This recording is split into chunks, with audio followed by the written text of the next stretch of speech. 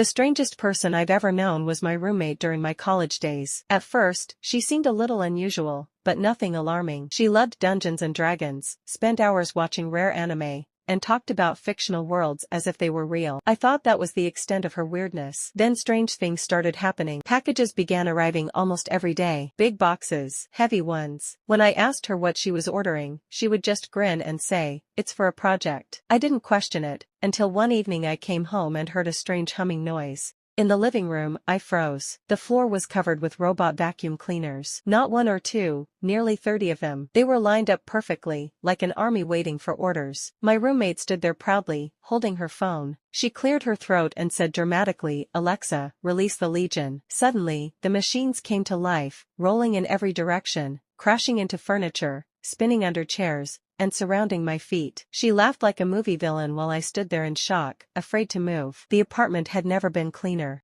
But from that day on, I realized something important. Some people don't just imagine fantasy worlds. They try to bring them to life. Grinning face with smiling eyes.